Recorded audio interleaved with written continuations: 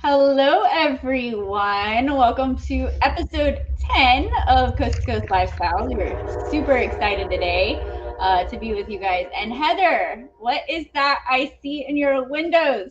We got quite the surprise snow going on. Let me take this off and show you. We got, oh my goodness, there we go. We got quite the snow coming down. It was freezing rain overnight, and then it's been rain most of today. And then, like, I don't know, what was it, 20 minutes ago, it just randomly started snowing, and now it's sticking to the trees, and it's turning into a snow day. I love it. We got the freezing rain, but not the fun snow. So it's making me want to come see you even more.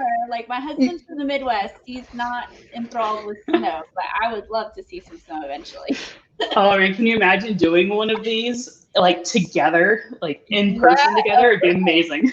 yeah, it's gonna happen for sure. So, for Yeah. those of you that don't know, Heather is in the Washington, near Seattle area, Mhm. and I am on the Mississippi Gulf Coast. So we are definitely coast to coast, hence the name of our show. And so yeah, we're gonna do a live in person one day for sure. Yes, that'd be amazing. At least one. Okay, so Heather, what else is going on? So I'm super excited about today's topic. So why don't you Yeah. tell us a little about where we're going today? Of course, yeah. So today we're actually just kind of looking back at 2023. Like a lot has happened, both nationally, internationally, as well as in the housing market. And um, even looking at the national trends, like it might have differed a little bit, give or take, locally as well. So just kind of looking at what happened in 2023. What did we see? And just kind of go from there. So, why don't you kick us off then and let us know kind of what we were looking at? So 2023 is a little bit of a blur for me. That's for sure. A lot of people. In fact, we were kind of, talking about some things, and I was just like, oh gosh, that did happen last year. That did happen in 2023. I was like, it was a blur. But Yep. first, I want to start by sharing just kind of it when we were at the end of 2022. So, right, a little over a year ago, we were looking ahead to 2023, and there were a lot of predictions. Mhm. Um, Personally, I mean, this is just my personal opinion. Like since COVID, I do have my own predictions, but I also don't put maybe as much stock in people's predictions because I think we all realized like how unpredictable the world was, and Mhm. 2023 definitely turned out to be unpredictable in a lot of ways. So um, in 2022, we were looking ahead to 2023. The prediction was that first off, interest rates obviously always highly influence the market, and they were predicting we would probably end in the fives, between 5 and 6%. They weren't too far off for not having a crystal ball. I think we're maybe around 6.5% average or something like that. So I mean, they did Mhm. trend downward as the year progressed. So they were anticipating we would expect normalcy this year. That I don't know about for you, Heather, but that did not happen for us. At all. The normal market. There were definitely some predictions about the economy overall, the job market. There was talks of a recession coming and things, and then they thought that the economy was going to have a recession, interest rates were going to drop. Unemployment turned out a lot different than they were expecting. So I think at the end of the day, when the market did not normalize, we still have an extreme housing shortage. And new home builders have continued to develop and what have you. So I think that we'll start seeing that stabilize. Also, Heather, did you see the number of homeowners under 6%? I believe interest rate is like over 90%. Yeah, So it's something surprisingly high. I don't remember what the number it was, was but it was like up incredible. there. So we already, if I don't want to get too far back, but all the way leading back to the housing recession back in 09, we've had a housing shortage that started then, and then COVID, and now we have people who are locked into these interest rates, um, and they predicted that nationally that the housing prices would increase a smidge or stay relatively where they were at, and they were pretty spot on with that. It increased house prices overall increased a little bit.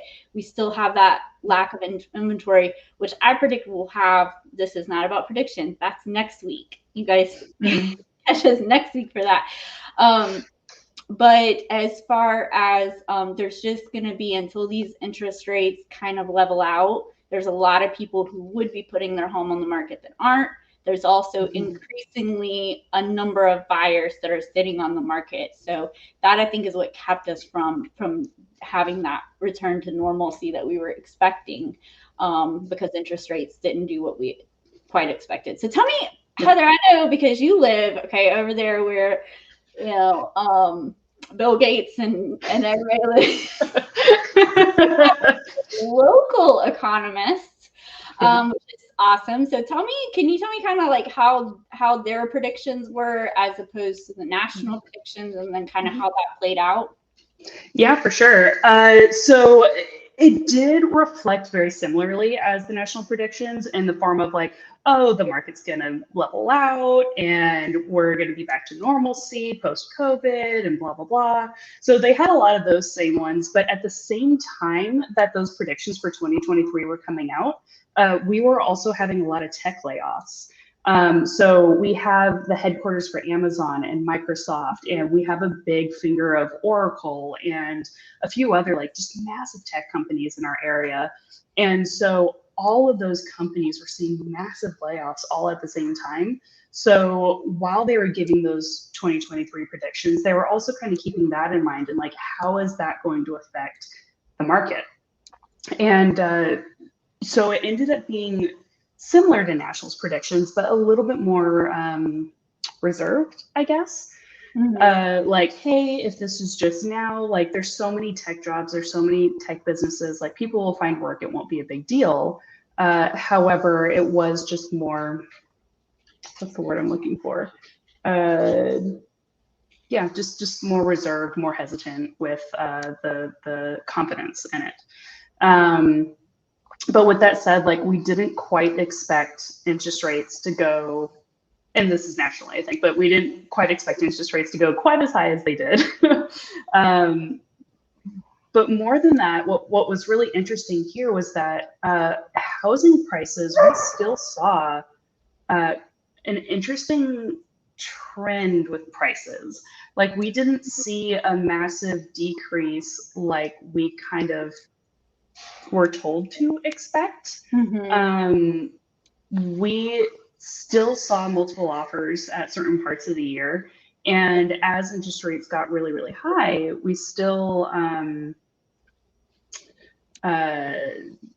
losing my train of thought looking at this beautiful snow coming down out my window.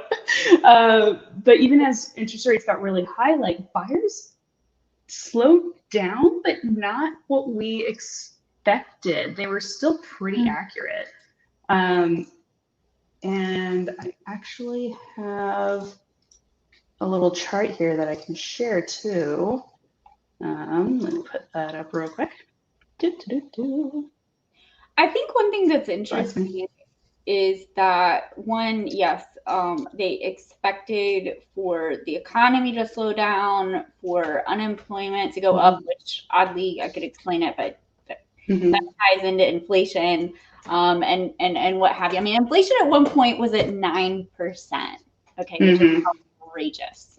So basically, that, and the government, and this is not a conspiracy theory, if you've ever taken any for investment license or mortgage license or anything like that, you will know that the government directly,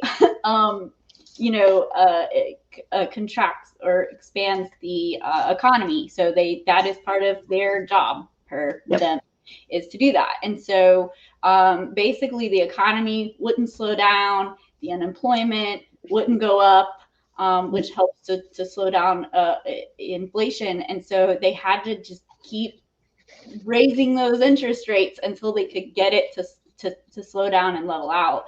And that's what we saw. And that is something that I don't think I think people part of the predictions for 2023 was with the impression that interest rates were going to either stay the same or very likely go way down. And that just simply did not happen. And that also, I think we would have seen that those prices were stabilized by the fact that despite buyers pulling out of the market, which by the way, those buyers are still there. They're just sitting on the sidelines, which we're going to talk about next week. But those buyers are still there.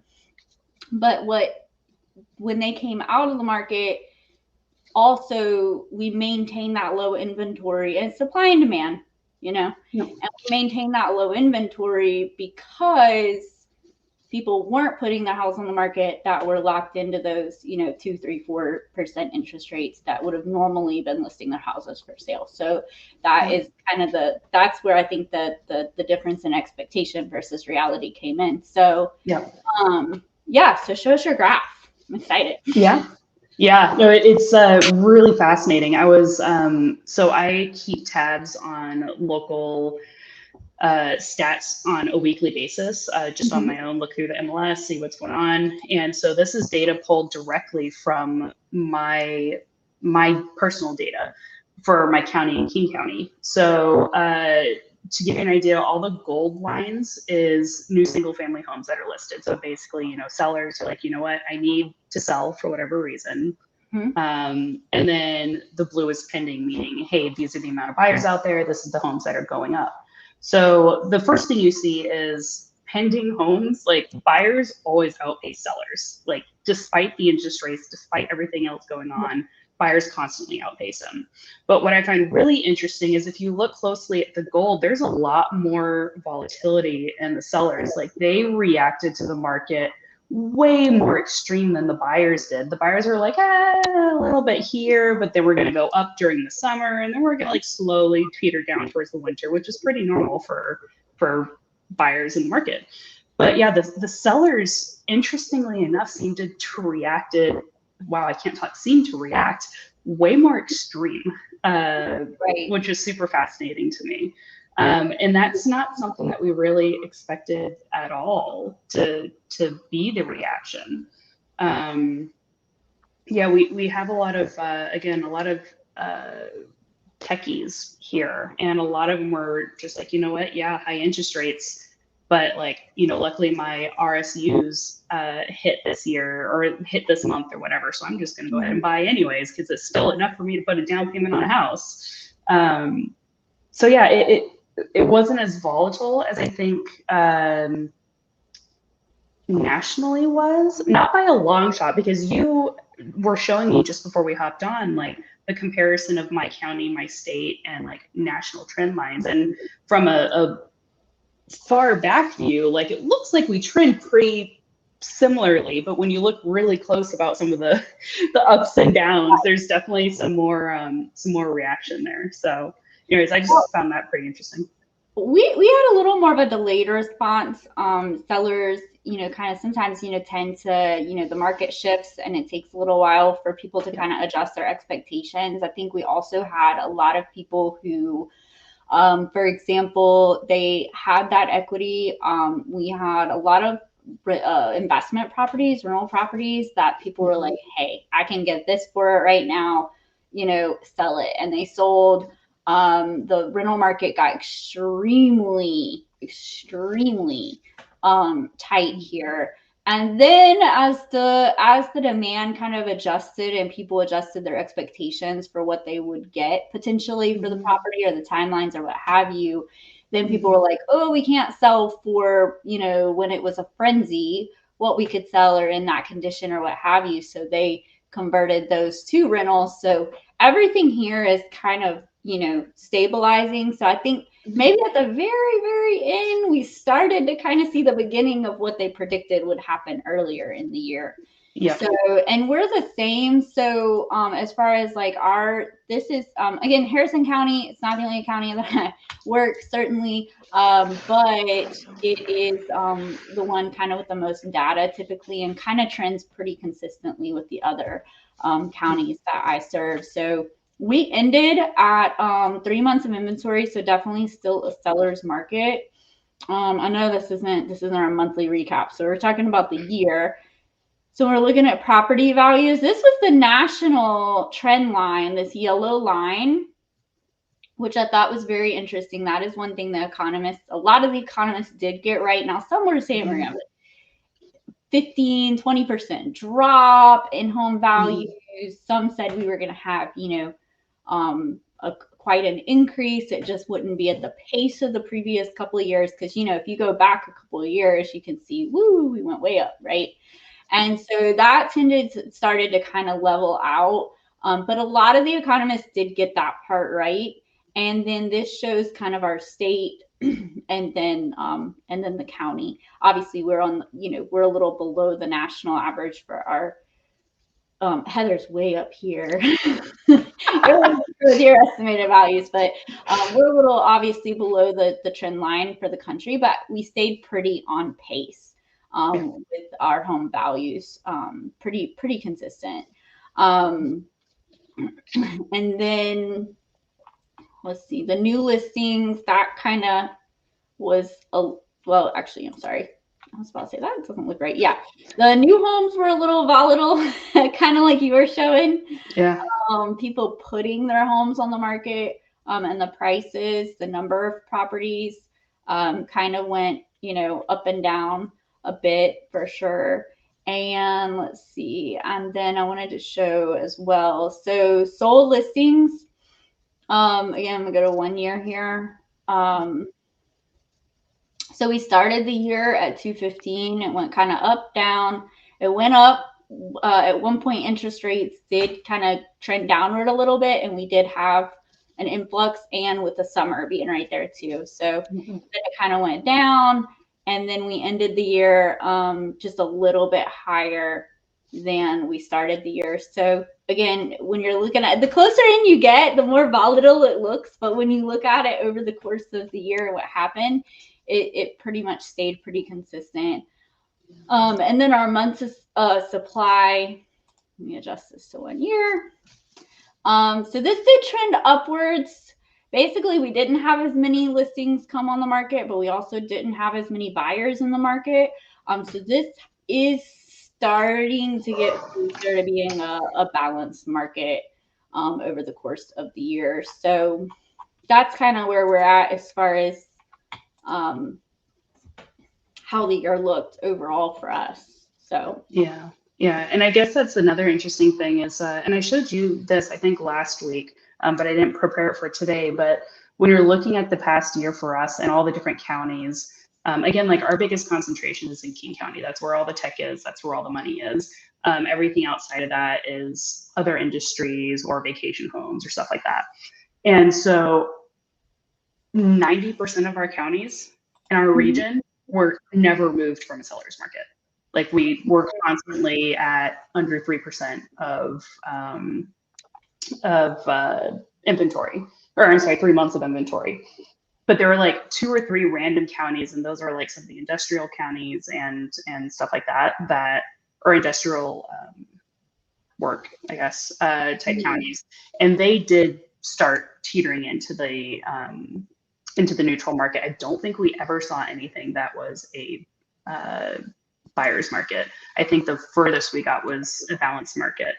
And then, but yeah, most everything stayed as a seller's market, which I thought was really interesting because with what was going on, we kind of expected it to get more neutral market. Right. It's stubborn. Everybody's stubborn.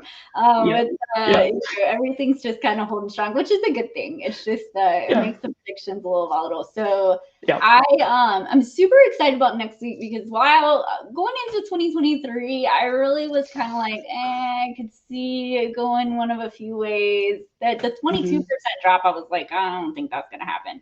The people that were like, oh, it's going to continue to just go up, up, up. I didn't think that was going to happen. Some people were saying we could see interest rates in the 2s or 3s. I didn't really think that was happening, but overall, I was kind of like, I don't know. We'll see. Yeah. 24, I have definite predictions for, which we're going to get here. Next week, I think we're on the same page, but we haven't really talked about it. No. So I'm interested to see where that is. I just did want to mention one thing. We kind of talk consistently about how interest rates impact home purchases. And I did have one more thing that I wanted to kind of show, kind of to recap today's conversation, but also looking ahead to next week, because I know that this is going to be something we're going to talk about. Mm-hmm. The average mortgage rates. So I just always like to kind of come back and look at this. You know, a lot of people that are entering, obviously, the home market, especially if it's their first home, like probably likely weren't around or don't remember all this craziness, right, of the 80s. But as far as, you know, the last few years, we really had exceptionally low rates, especially when we got around this COVID, you know, time frame, and they dipped down, gosh, all into the twos, which is insane. So I don't think that it was necessarily the interest rates that were impactful as much as this, how much they jumped in such a quick period. I mean, that's insane, right? 3%. Yeah. And then we jumped to into the sixes, right? And so I think it was a little bit of whiplash. But another thing that happened was because of the pricing of the houses had increased so substantially. And then here, I don't know about where you are, but, you know, we're dealing with taxes and insurance and things like that, especially our insurance taking a substantial jump, and affordability wasn't there. Oddly, affordability is at an all-time high for people who are already homeowners across the nation. Or their homes are the most affordable they've ever been, because they locked in to lower prices, lower interest rates, and then with the inflation, the income has adjusted, but their house note hasn't adjusted as much. Which is one of the benefits of home ownership, is that is definitely a possibility. But I just wanted to point out that I think at some point, you know, we got accustomed to having really low interest rates for several years. But if you look at over the course of the last 30 years, or no, it's more than 30, 50 years or whatever, if you look at since we've been tracking mortgage rates, we're pretty close to average for what they are the majority of the time. So I think that's really important for, you know, affordability is an issue. Rates obviously are, you know, super impactful and definitely part of the conversation.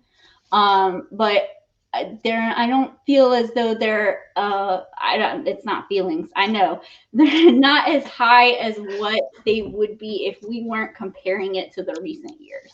At the same time, I am definitely looking forward to, you know, everything stabilizing. And I think that's part of what we'll see next this year, which we'll talk about next week. So anything you want to add, Heather?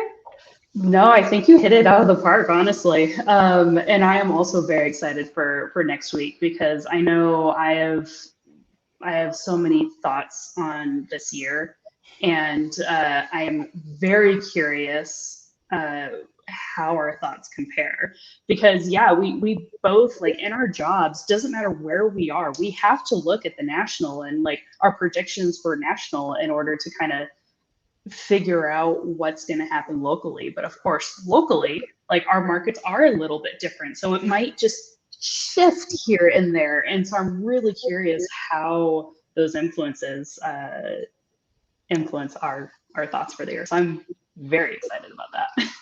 Yeah, what's going to be really fun is when we're with you guys next year and we get to replay our predictions. You know, like, we should watch the video together and be like, oh yeah, we were right. Oh no, we were wrong. I love it. So you guys definitely don't miss us next week. We're super excited, and we will see you then. Sweet.